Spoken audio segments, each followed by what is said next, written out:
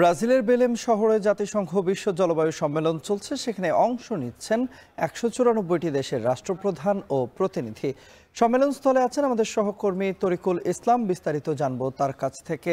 তরিকুল, ক্ষতিপূরণ পাওয়ার বিষয়ে কতটা আশাবাদী সবচেয়ে বেশি ক্ষতিগ্রস্ত যারা হয়েছেন তারা, এবং পরিবেশবাদীরা কি বলছেন, বিস্তারিত জানাবেন।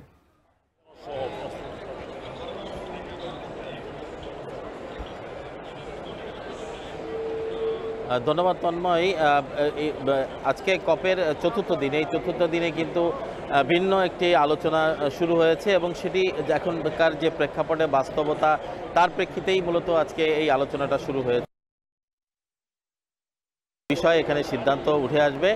মূলত যারা ক্ষতির মুখে পড়েছে যে জলবায়ু অভিঘাতে যেসব দেশগুলো, সেসব দেশগুলোর যে ক্ষতিপূরণ আদায়, সেই আদায়গুলো নিয়েই মূলত একটি দেন দরবার বা কথা বলা হচ্ছে। যেহেতু 150 বিলিয়ন ডলারের একটি তহবিল গঠনের চেষ্টা করা হচ্ছে এবং সেই তহবিল ইতিমধ্যে সংগ্রহের কার্যক্রম শুরু হয়েছে এবং সেই তহবিল থেকেই কিন্তু বিভিন্ন ভিন্ন দেশের যে সমস্যাগুলো জলবায়ু অভিঘাতের ফলে, সেই সমস্যাগুলো সমাধানের জন্যই এই যে ফান্ড তৈরি করা হচ্ছে বা অর্থ সংগ্রহ করা হচ্ছে, এগুলো এখানে কাজে লাগানোর কথা রয়েছে।